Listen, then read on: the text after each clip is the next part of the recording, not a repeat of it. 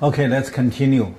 And we just gave the descriptions of different foreign investments and then turn to the debts, and then the debts turn to the deficits and reduce the investments into the urban industries, and then to make a large number of unemployment. And that is the crisis. And then the crisis by sent out this unemployment labor to the countryside, and then to make the urban industries have a soft landing. So the crisis soft landing mainly by the rural, and the rural mainly by the people's coming, by the collective system. So that is why this crisis always can be recovered when there's no capital investments, but they still can keep the industries continue. So but that is the so-called Mao time. And then Deng's time, there's a Mao's time. We can see that, and the first time the Soviet Union invested in China caused by the Korean War, and then there's a crisis happened in the 1960s, down to the minus, and then the large number of the city youth sent to the countryside, and then caused by the second, when they recovered, and then the 1967-68, there's the second crisis happened, and then the second sent the unemployed youth to the countryside. And the third time is when they have a Western facilities flow into China. They also have a big debts, and then they make the third times unemployment city youth going to countryside. So every time is a crisis soft landing by the rural contains this unemployment city youth. And then until the 1980s. And 1980s is also caused by the second times take the foreign facilities and foreign machines from Western countries. It also, this time it's a 4.2 billion, this time it's a 8.2 billion. So put them together, it's a 2.5 times than the first foreign capital flow in China. So, and then to make the crisis more severe than before. And then in 1980s, when the economic downgrade and the large number of unemployment youth could hardly send to the countryside again because people's coming dismissed. And also Mao death. So Mao can mobilize the city youth going to countryside. But Deng, at that time, these millions of the city youth come back to the city. So that means worse the unemployment problem. So originally one crisis can make 10 million to 20 million unemployment youth. But this time, they have a new added 10 to 20 million unemployment youth.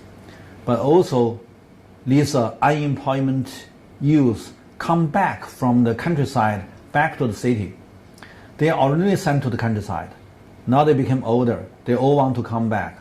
So that means the city unemployment situation became worse than 1970s and 1960s. So that it is a there's a heavy pressure of unemployment issues, and the governments need to solve the problem. So this time, caused by large number of unemployment, total amount is 40 million. I mean, originally one crisis can make less than 20 million. But this time, in 1980s, the beginning of 1980s, China have more than 40 million unemployment youth in cities. At that time, they're not calculated into the unemployment workers, because the government side, you haven't got the job in the factory, so you are not unemployment. You are waiting job youth. So that time we have a very strange title. Most of these people come back to the cities with no job in name of 待业青年 means waiting job youth. And so caused by such kind of heavy pressure, the governments adopt kind of very urgent rescue policy to ask all the factory absorb this surplus labor from the society. Originally you need 5 workers, now they enlarge to 10. So means that you share half of the work and also half of the salary to another young people to make them in.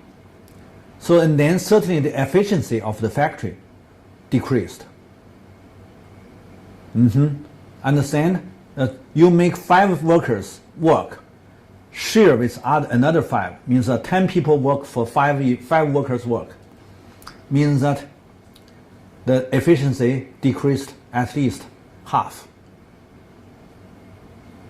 But anyway, you try your best to solve this problem, to avoid this educated youth, this waiting job youth, wandering in the street, and then to make a lot of problems.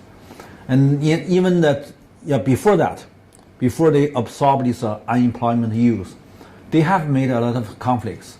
And then at that time, the governments adopt the price policy to take a lot of youth into the jail. So maybe it's millions, maybe. Anyway, it's a large number of these unemployment.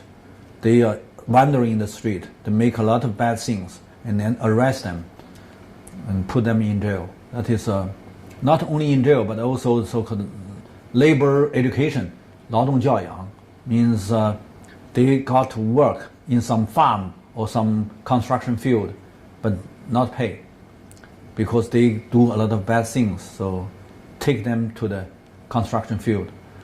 So many bad things happened in the beginning of 1980s caused by the heavy pressure of the unemployment. And also that's another thing is a very negative influence. That is the governments also want the government departments open the gate.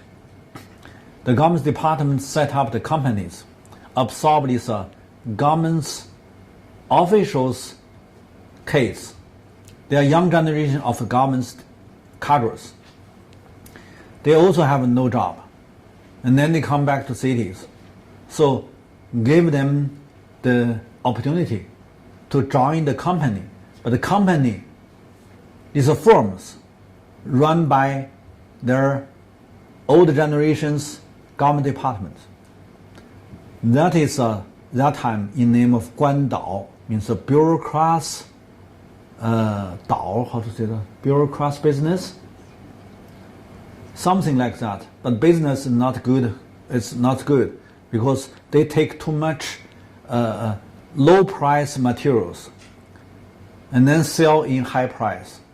Means that they take the big revenue, not because of they work very hard. It's because of some bureaucrats give them special priority to take low price materials, sell in the society, in the markets. But that is a beginning. And then later, they don't sell. They just sell the quota. They sell the documents, sell the quota, and how much raw materials they have nominally. They even don't pay to this factory. If this factory produce glass or cemento, and these products still be in the store of the factory, but they have the documents to say that these things low price, and then they sell the documents, and then other one can sell again. So one document, one quota can sell 10 times, and then there's a large profit taken by this so-called bureaucrats business. So this stirred up a lot of trouble, and then also make very serious corruption. So the corruptions exactly caused by such kind of policies. So I don't want to criticize, but the governments made the policy to benefit the governments itself and the benefits the young generation of the governments. So I said the governments at the first page, the second page, I gave you the news concept. It's not come from my thought, it's come from the practice. What is government? When the government's facing the challenge of the crisis, what they should do. So that is the government's behavior. And then these are bad things. You mean sell the documents, sell the quotas, many times, certainly make high inflation. So that means that they want ask their parents, give them more, and then the market price will be less. I mean, selling the materials by market price will be less, and then market price will be high. So the less the high. And then large number of the raw materials, steel and glass and the cementals, even the TV, color TV and the refrigerators, all of these things at that time not easy to buy because it's a very short supply. And just by some factory they can produce. So these are a short supply, and then the price must be high. And then by this so-called bureaucrat business, sell several times, the market price will much high. And then the inflation also made the bank become corruption because the inflation high, bank rate is low. Means that if you take a loan from the bank, immediately you take this revenue. Means that inflation in the bank rate, if the 10%, means they will take 10% revenue. Understand me? That is not by your pay labor, not by the hard work. It's just by you take this loan, and then you can transfer your loan to others, and then take the benefits from others. So this Dao means that the business by transfer. The business by transfer, not only transfer the materials, the products, but also by transfer the money. And then to make the bank system have many people corruption, and the governments have many people corruption. So the corruption series happened in the mid-1980s caused by such kind of policy. Until 1990s, the corruption became a spread. At that time, few people can maintain that I'm not corruption. Not easy. So that is government's corruption from such kind of reform policy. So by these things, we can say that, and also caused by the crisis, there is something happened in the political regime. Now there still be very impact because of the central government's budget. The percentage of central budget is very low. So the local have the local so-called 自主权 means that local can make decision by themselves. And then the local governments do a lot of policy as a pro-capital. Because they are short of the capital, they want to develop their industries, local industries. And then benefits by the local industries, they can have a fiscal income. So the local governments set up a lot of pro-capital policy until 1994, when the central make the new policy to make the balance, local half, central half. And then when local lost half, and the original local is here, it's seen as a 70%, but down to 50%. Or even less than 50%. And then local governments cannot stand such kind of loss. So local governments take more payments, more, not taxation, that is fees. So they do the collect fees from the peasants, from the rural society. And then to make farmers' burden goes high. That is a new phenomena from the mid of 1990s, and then to have a lot of social conflicts. So at that time, the peasants all understand the government's tax is very low. But second tax is not tax. Second tax is fees collection by the local. So local fees taxation 3 times than the total amount of the agricultural tax. This phenomenon happened in the old governments, also in later Qing dynasty. If you allow local have their ability to have a fees collection, that must be very bad to the grassroots, to the marginalized population. So that is why from the 1980s, there is a serious corruption spread. In 1990s, there's a annually increased very big social conflicts. That is in name of 群体性治安事件, means a mass instability case. Anyway, so these things happened in China to make the central at that time lost the power, lost the control, and then local have done a lot of things not positive until now. So we can see that this is very important to know. And then also from the 1990s, when China trying to accelerate to merge into the globalization, there is a double supply from China, that is a developing country, to the capitalist country. First is that China export a lot manufacturing goods and the raw materials. You know, from 1970s, when Western countries transfer out their industries, especially light industry and the labor-intensive industries, they are short of the supply, especially the United States. So, and they have a big financial capital, means they have a financial capital surplus, but they have a shortage of the commercial goods, the industrial products. So they need to import. And so the more they import, have the more so-called the current account deficit. But they got somehow this financial service, and then to do the transitions, to make this, like China and other developing countries, to give their surplus to the capital account, and then to make the more current account deficit, the more capital account surplus. That is, they take 2 times benefits. First times benefits means that they have a large amount of the commercial goods, and then low price means that they don't have inflation, and then they can issue a lot of currency. Currency big, but no inflation because the commercial goods low price. And then they ask China to reinvest into the American bond markets, get very low return.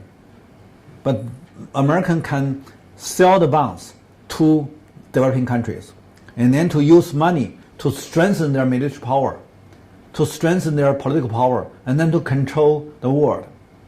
So means that when you join this globalization, you lose 2 sides. One side is a physical production, another side is a financial production. So these are so-called global regulation or global order, a global order, or yes. So, well, if developing country want to change, that will be threat. So the Western countries unify together. They said, okay, the global universal applied regulation cannot be changed by any developing country. That is so-called, they have a discord, institutional discord, and then institutional power to control the institutions. So by such kind of regulation, certainly these developing countries will have a low income labor. They cannot increase labor income. And then unemployment also very serious. Turn to the social conflicts. And another side, they need to take too much from the natural resources. And then the environment deficits also very serious. So both natural resources problem and the social problems all created not by themselves, but always be criticized by Western countries is because of you are short of the human rights. You are not good at democracy. You are not good at this social management, whatever. So, but if you exactly learn to Western country system, immediately fall to the trap. That is a so-called paradox of developing country. So when developing country accelerates to merge to the globalization, like China, it's not very clear to have such kind of picture. Even nowadays, the mainstream still believe that China benefits from the globalization. But indeed, they double supply. And then to have two kinds of the problems, natural and the social. Here, when Western countries upgrade their economic structure from the physical industrial production into the financial capital production, they control this high levels position. By QE or by QE make the inflation to the raw materials markets. And then raw material markets, most of these country occupy the raw materials markets occupy the transnational company, also by Western countries. So they can have a large return, and then to make their stock markets, the index of stock markets goes high. And then just several countries control their sovereignty of the raw materials, can benefit, can have a free riding. That is Russia, Iran, Iraq, Syria, and Libya, and very few countries. Most of others, also including of the Venezuela. These countries have somehow revolution, take back their sovereignty of the natural resources, especially the oil. So when QE policy to secure these American big investors, then big investors invest into the future markets, then to make oil price increased, and then these independent sovereignty country control their natural resources. They have a large returns by the high inflation.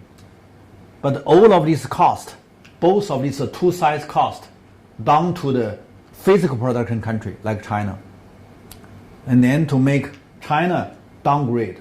So that is the new phenomena since the 2008 Wall Street financial turmoil taking place.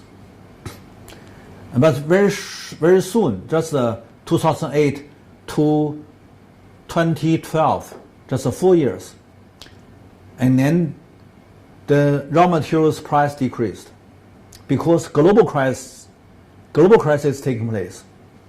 Such kind of things destroyed a lot of countries, and then the demand, all of these countries' demand decreased, and when there's no demand, the raw materials price also decreased. So it means that these big institutional investors use the big stone, click themselves, finally, but also involve of these so-called independent sovereignty countries. So Venezuela, Russia, and so and so all have a big trouble because originally they can have a free riding, they have a big return, but nowadays not return, became a deficit. So doesn't mean these countries themselves have some change. No, it's because of a global situation changed. So we must understand that it's a very important key point to understand, to do the analysis of these countries. Not the president bad, not the government's bad. A lot of people try to find this is maybe caused by some politician. No, it's caused by the global market. So when we know that, we can see that China now became the biggest industrial country, but the position in the world competition still be very low. So China is not the stronger industrial country. It's a weak industrial country. Also, China can issue a lot of paper money to be the big financial amount, but also not strong country. It's a weak because no competitive. So when we talk about this one, we see that The only one is do something inside. It's a social innovation. Try to have the natural resources revenue and labor resources revenue, and also maintain the authority for currency, and then you can have a currency revenue. By these revenues, you can upgrade your position a little bit, avoid the collapse. So since 1990s, the beginning of the 1990s, Western countries talk about China collapse many years. Every time there is a crisis, they will talk about China collapse. Soon you will be collapsed. But up to now, China not collapse because of they have done a lot of efforts in this revenues development, and then to have a little bit upgrade their position, and then China hasn't been collapsed. So we need to keep social innovation. We need to have a more readjustment for the national strategy. Here, these curves shows the textiles, plastics, and electric, whatever, all have so-called smiling curve, like just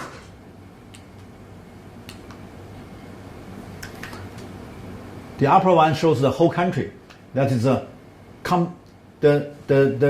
smiling curve of the state computation, and the later one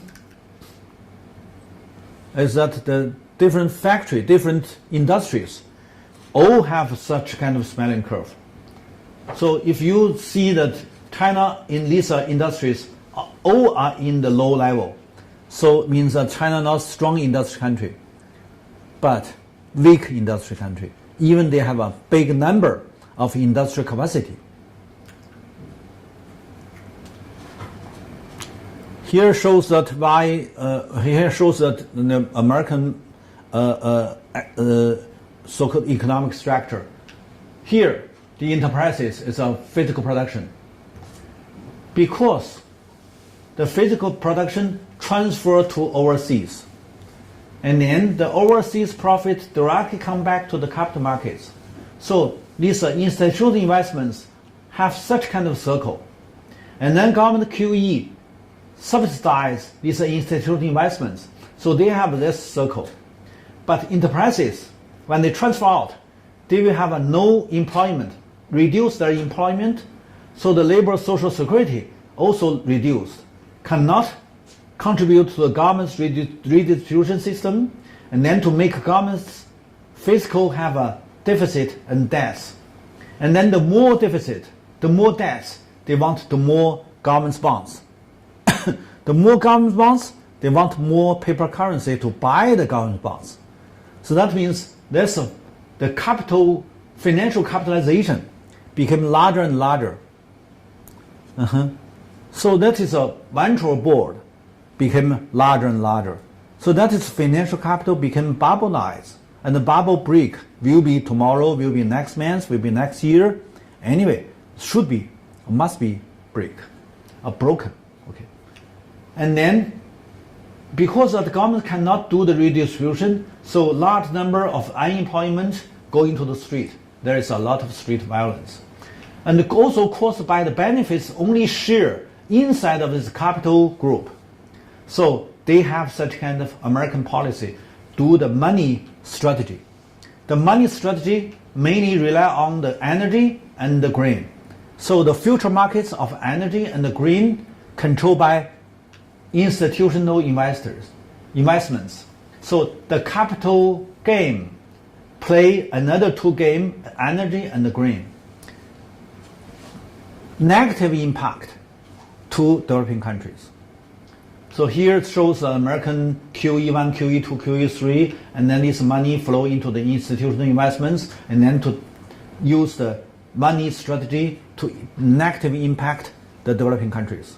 So we know the so-called the international regulation, the world order. What is that? It's exploitation by financial capital group in small population. The large number of these grassroots, this marginalized population, just take the cost. So we have to make every people understand such kind of the unfairness, the unfair regulations must be broken, must be turned down, and then we need a new world. So another world is possible. It's come from such kind of bad situation.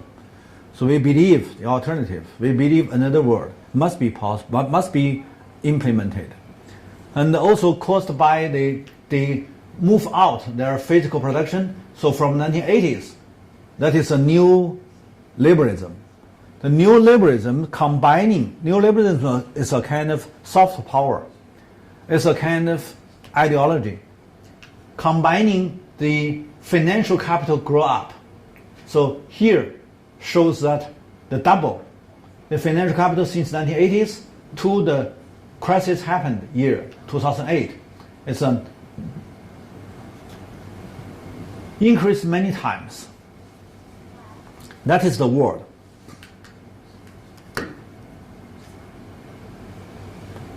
Here is also to give your picture to show the bars to show that the global inflation mainly caused by energy and the food.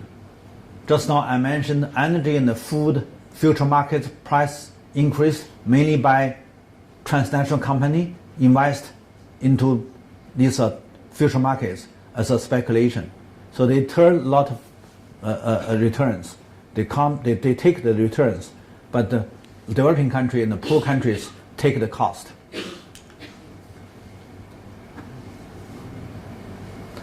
Now let's talk about the part 4, China facing the new challenge, and but led by the global mainstream, but inside of China, they did have the truth, they did have the policies for carry out the rebalance. Originally, by 1980s, 1990s, by the marketization and globalization, China enlarged the three gap. The three gap is a regional gap: coastal China, inland China, income gap enlarged. Second gap is a rural and urban gap: rural people low income, urban people high income. And then the third one is a poor and the rich. So the three gap, and caused by the global crisis, especially caused by the 1998 East Asia financial turmoil, China facing the challenge of overseas demand decreased, and then turned to the overproduction. That is the first overproduction. It happened in China. And then China started to have a regional gap rebalance policy. That is a national strategy. And Chinese invested into the different region, especially the Western China, Mid China, and Northeast. And for more than 8 trillion, it's almost 1.2 trillion dollars for the regional gap rebalance. And then from 2003, when China changed their policy to focus on the rural regeneration, they invest into rural, also 1.1 or 1.2 trillion dollars. So the regional gap and the rural-urban gap, just by 10 years or 12 years, to realize the rebalance. They carry out such kind of big investments and then to make rebalance. But nowadays, since 2015, China started to do the third one, rich and poor rebalance. I got to say that the rich-poor rebalance cannot be carried out, because rich, in financial capital era, rich means that they can take the benefits from the financial market. Few people can do the business in financial market. Large number of the people still be in the physical productions. So means that the gap, rich became more rich. That will be a long-term trend. But you can do something to improve the situation of the mass. of the large population means a low class. So try to do something in low class. It's better than you announce you can make this a high class downgrade. Let them still be in the financial markets to take these intangible returns. But it's just a number. It's almost nothing. And then you strengthen the physical production to make it to be the inclusive and ecological, that is sustainability. So that is nowadays the Chinese take as a kind of domestic strategy. So we can see that, and originally they have done to rebalance, but here many trillions will be invested for poverty reduction. That will be the right choice.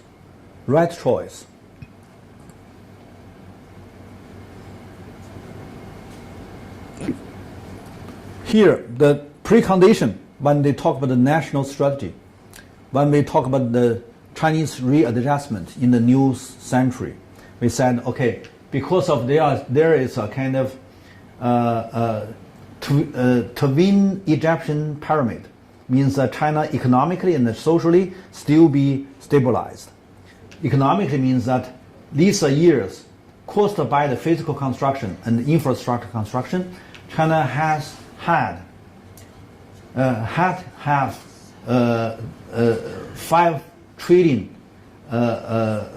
physical assets, and then based on that they have 180 trillion financial capital, and then above there is a 60 trillion government debts, and these structures to be stable because they keep invest into the infrastructure construction. You can enlarge your physical properties, and then you can have more financial properties.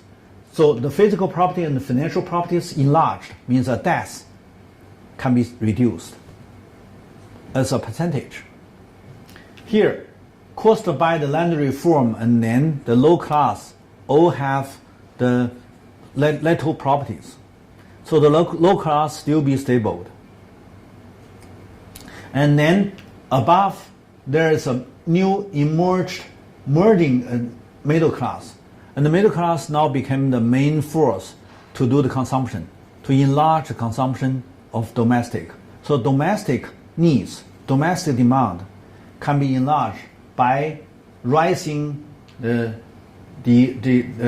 middle class. But middle class have a very confused ideology. So that is the trouble. But middle class in the world somehow is a main force to absorb these commercial goods. And also middle class want to have a green development. They believe that this kind of food safety and join to anti-pollution and social movements and so on and so. So middle class also can be a positive force, positive group to maintain the stability. So, but here is a very interesting. China, politically speaking or social speaking, is exactly controlled by the politicized high class. They control large number of the assets, both financial assets and physical assets, mainly by state-owned enterprises. So that's one. The large number of the properties in name of the SOE, but indeed controlled by ruling party.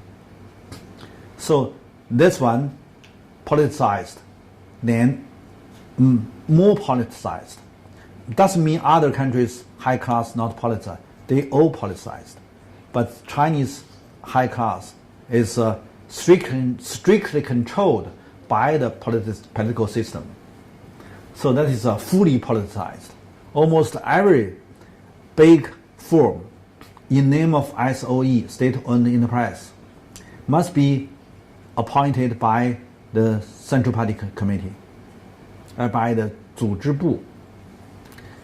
And if you are in the province, is a big firm in name of SOE, that the leader, the president and the CEO must be appointed by provincial 组织部, means organizational department of the party. So that is a so-called fully politicized. Give you an example. And because of anti-corruption, and these bank,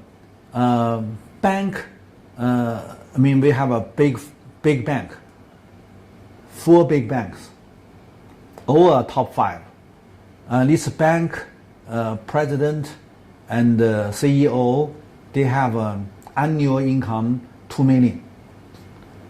And the 2 million is not so big if you compare with this international bank, this foreign bank. It's just maybe 10% of this international banker. But in China, 2 million is a big income annually. So the central gave an order. You need to reduce half. No anybody say no. Very soon to cut half of their salary down to 1 million. So that is even nobody can complain. It's because they are totally controlled by the central organizational departments. Even they think it is unfair. We have done a lot of work. And then if you compare with our colleagues outside of China, they originally have 10 times salary than us. Now you ask to cut down half, will be 20, just a very low as other countries. So, but anyway, they have to follow. So that is why Chinese governments can use 2 hands to do the readjustment. One is a physical system, another is bank system. All belong to the central governments. So that is the strong power in the world can use 2 hands. Means this head can directly use these 2 hands to do the adjustments. That is also why when China facing the crisis, Chinese governments always take the measure as a counter-cyclical. These measures, not like this free market country or liberalism country, they use the policy as follow. It's not follow. It's a pro-cyclical measures. So that's the difference. So why these Western countries one by another falling into the trap of the debts and the deficits and so on and so, but China still be there. So just from the beginning of 1920s until now, more than 20 years passed, a lot of Western people talk about China collapse. Now they all change their mouths to talk about China threats. And then they argued, can we allow Chinese system to lead this world? They said no. But they tolerate their own fails. They cannot jump out from the trap. But they refuse to learn such kind of system. I don't say it's good. I said it's worked. Worked for counter the crisis. Even myself, by the volume, I think I may not accept. I may not follow.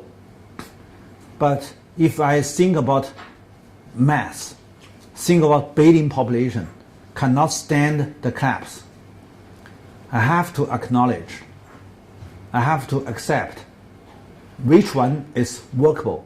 I need to follow which one. So that is not because I have such kind of attitude, I have such kind of volume. It's just because I need to think about what is the practice. You practice this country going to the collapse, you practice this country to join the competition, maintain non-collapse. I don't think that this country's system is good. I just think it's workable, effective, affected. So because here, you have to see the whole of developed country total amount of the labor is just 430 million. But in China, we have more than 800 million, doubled. Nowadays, we have 840 million labor. Means that if you take all the Western system into China, can you solve the problem of unemployment? No way. And here, the population will be the labor population will be the 940. Means that we are going to have the biggest labor force. Can you give them job by Western system? No way, because Western system in the manufacturing only less than 100 million. So if you know the situation, you may know nowadays we have the not only total amount, we also have a rural labor 500 million. If you break such kind of labor pool in countryside, you will have a big flood. The labor is a flood, and then to flood the whole of these cities. So the system now in China can maintain the stability by the city is a kind of capital pool, rural is a labor pool. It's unfair, but it's workable. And then we can see that this rural labor, if only work in the agriculture, they cannot have income, especially have a cash income. But you have to make them stay in the countryside. Because city, I said that city is the urban always be the crisis happened. If the crisis can transfer out their cost to the countryside, the crisis will be soft landing in the urban area. If cannot, there will be big disaster. So when I talk about such kind of analysis, I'm very embarrassed. I don't want to say that. Because it's not politically correct by the Western-centric system, by their discourse. But if we summarize the 10 crisis in China, we must find that what is the background, what is the problems during these 6 decades, 7 decades. What really happened in these 7 decades? So when we found that, we can see that when in the new century, when China adopted the strategy readjustment, the total amount of the infrastructure construction investments is at 15 trillion, more than 15 trillion now. And then they have more than 1.5 trillion laborers to have a cash job. And then solve the labor surplus by large amount of the investments into the infrastructure construction. By such kind of construction, you can absorb this surplus labor to give them the cash job. But can China continue such kind of large amount of the investments into the infrastructure construction? Let's have a look. Here is the pollution. I don't want to talk too much, but we need also, at that time, they talk about there will be the 7 trillion investments to solve the pollution of the land. Only land pollution, they need 7 trillion investments. And they said it's a big opportunity for driving the economy grow up. Means that investment drive economic growth. And here I said that the government's debts, most of these Western countries, all above the bottom line. China still be lower than the bottom line. Means that to use the government's bonds, to use the government's debt bonds, you still can have the room. And here shows that when you're facing the economic crisis, this one, EU countries, OECD countries, when they have the economic crisis, decreased its fiscal investments. So this is the same. The GDP decreased. It's all the investments decreased. So under the pressure of the crisis, fixed investments is the key driving force for the economic growth.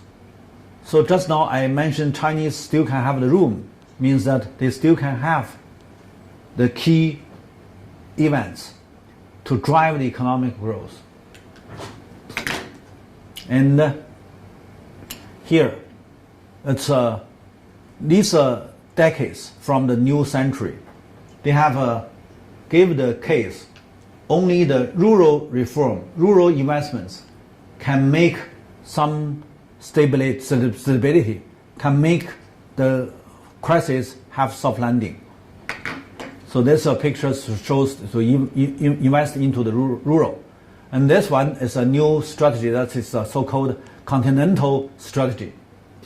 Make a lot of investments to build up this three land bridge. Here, the third land bridge, I haven't used the picture, but here from Hong Kong, past the Middle South Asia and South Asia and West Asia, and then to Turkey, and then to the Europe, and also can down to the Africa.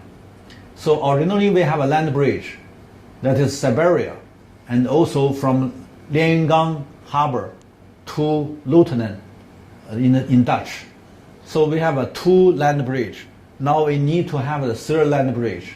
And third land bridge mainly pass this developing country, especially the labor-intensive country. So we believe that you can create a large cash job for this labor resources country, and then to make them to have a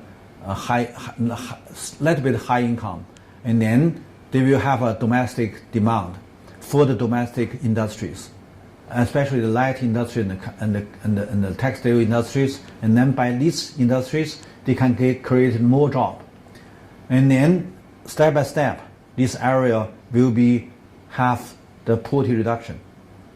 So if there's carried out this third land bridge, the Africa and the South Asia and the West Asia all can benefit it. Here, that is a Southeast Asian Peninsula.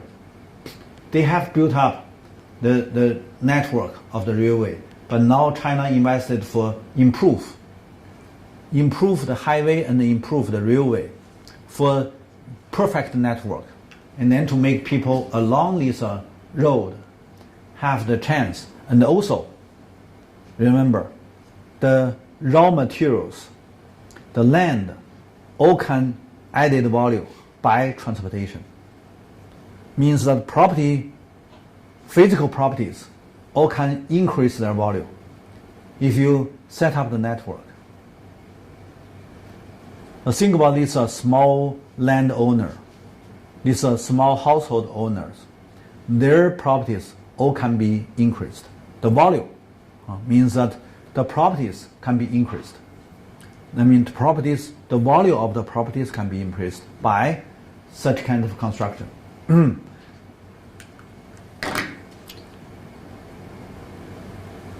And also, China trying to have a kind of citizens participatory agriculture, means that make this middle class and low middle class go into countryside, join the peasants cooperative, and then to bridge the rural and the urban, and then to have a new room for this middle class to have their investments.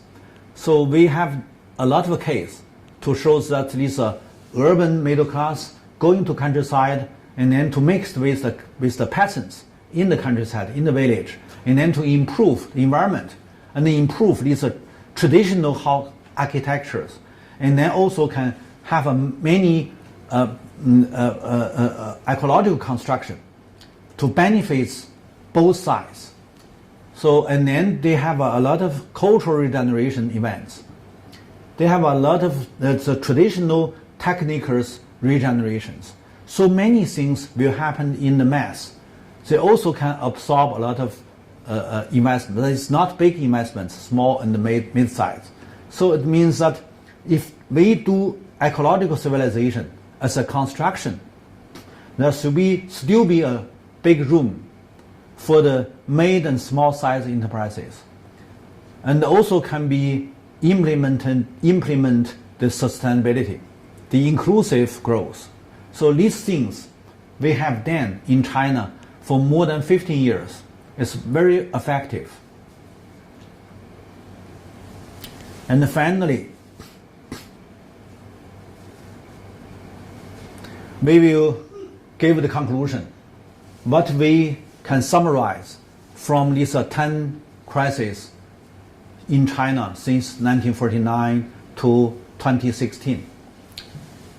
It's a 6-7 years modern history. We can have some experience. I said, without exception, means that any country, all developing countries, adopt pro capita policy in capital shortage stage, no matter whatever ism it is, tended to be pro people when capital oversupply appeared. Means that when they facing the challenge of shortage of capital, the government set up the pro capita policy. When they have oversupply capital, they turn to pro poor or pro livelihoods, pro people. China is the case. Before 1990s, China is extremely short of the capital. And then until 1990s, and until enter the new century, China have a capital surplus, and then try to set up the policy pro poor, pro people, pro environment, pro natural resources, pro ecological, whatever. It's a try to change step by step, but they're facing the block of the interest group, because 100 years there's many interest group take their profit by industrializations, transfer out their cost. They do not want to have the pro people, pro environment policy. They still want pro capital policy. So there is a competition. And that is when I said the first conclusion I need to set up. The second one, any overseas investments, the investors from transnational company tended to be institutional setter or creditor for maximizing their capital profit. And I personally have facilitated World Bank mission to carry out the transition loan in China in 1980s to 1990s. I'm very clear to know that this Western-centric system, what is the purpose of their investments? The investments must change your institution, change your organization, even change your political superstructure, and then they can benefit. If not change, if not follow this Western-centric system, they will be very difficult to have the returns.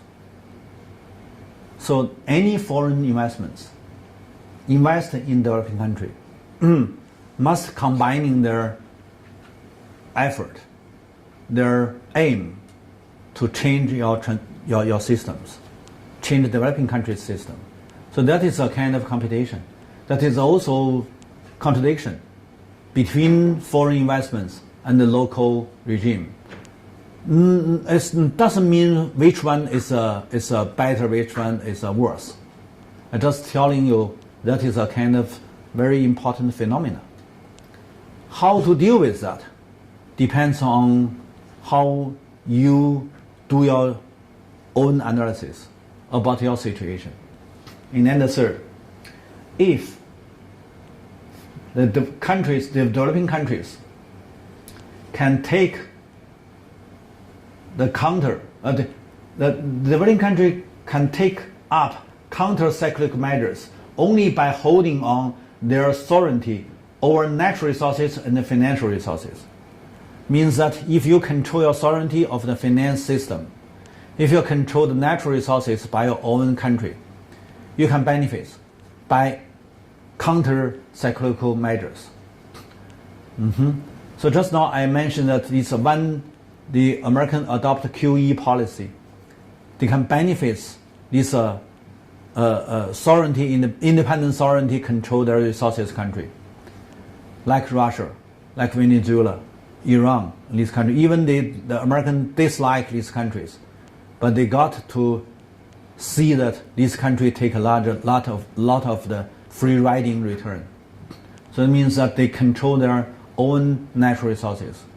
So you may know that the Venezuela leader, Chavez, by Chavez revolution, take back more than 70% of the oil resources back to the national oil company. And the Putin in Russia also carried out the Putin revolution to take back the natural resource control, more than 70%. Iran, by the so-called Islamic revolution, also by the revolution, take back their resources sovereignty. So these countries, when they control their resources by country, even that is a, you cannot say that is a democracy. That is a stateism, or that is state capitalism, but still can benefit themselves, can give the income to the low class, at least. So I don't think that it's a better system. I just tell you that you should do something to control your own sovereignty for the natural resources and also for the financial system. Okay, that is our conclusion. And the second page of the conclusion. China has two kinds of the crises. One is that internally generated crisis, especially during the primitive accumulation for state industrialization since 1950s, and its further expansion since 1980s, means that the industrialization need intensive capital investments. When you're short of the capital, that must be initiate a lot of crises. That is the crisis caused by the capital primitive accumulation. So that is internally. And then the externally generated crisis with input deflation or inflation by overseas financial bubble in 1997, 2008, and 2012. Means that one Western country, especially the Western power country, the leading country, upgrade their economy from the physical production into the financial bubble production. They got to transfer this financial bubble to any other developing countries, especially transfer to the physical production countries. So China take too much cost by this transferring. The transfer cost to China mainly by the financial crisis.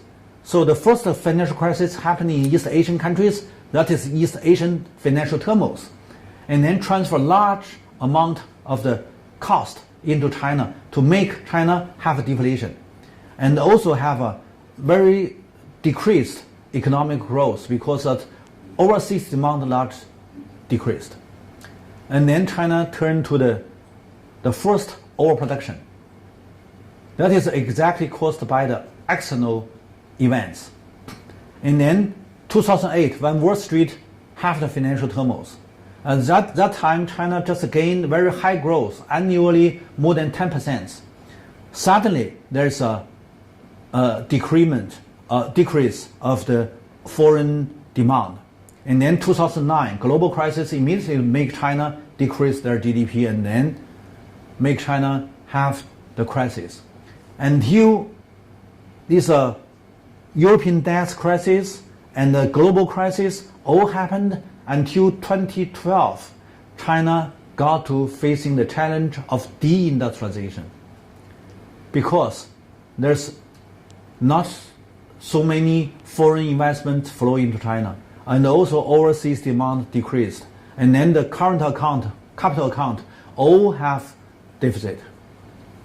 So that is a overseas crisis make China have a more bad, more worse crisis as the second overproduction, and then deindustrialization, and then turn this economy into the financial, how to say, not bubble, but financial intangible speculation economy.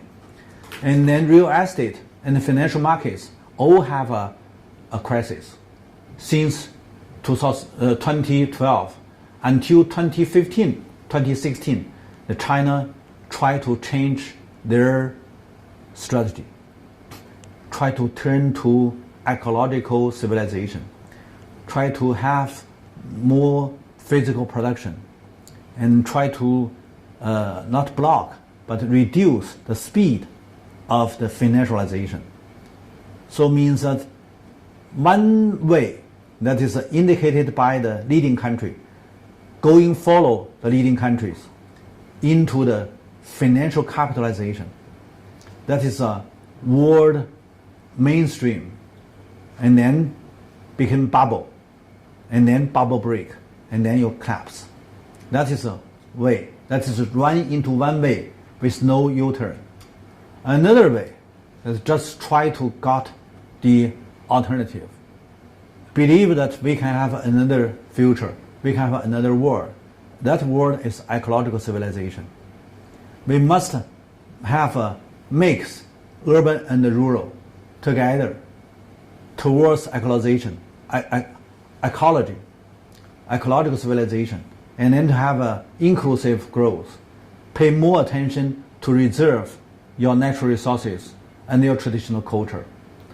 And then to believe you can have a beautiful country, you can have a beautiful countryside, can have a rural. And then by keep your construction in countryside, not destroy the environment and not consume too much resources. Going to sustainability, we may have a good future. So when we finish our lecture, when we finish our summary of the 10 lectures on 10 crises, we hope that you can see that more than 70% of China not terror area. It's a mountain area and grassland and so and so, not terror. So China cannot exactly learn the experiences from Australia or from United States or from Canada or so and so. Even cannot learn from Brazil. So I think that you can understand what I talked is trying to give you another explanation out of the mainstream. Maybe you dislike it, but you can take as a reference. Thank you.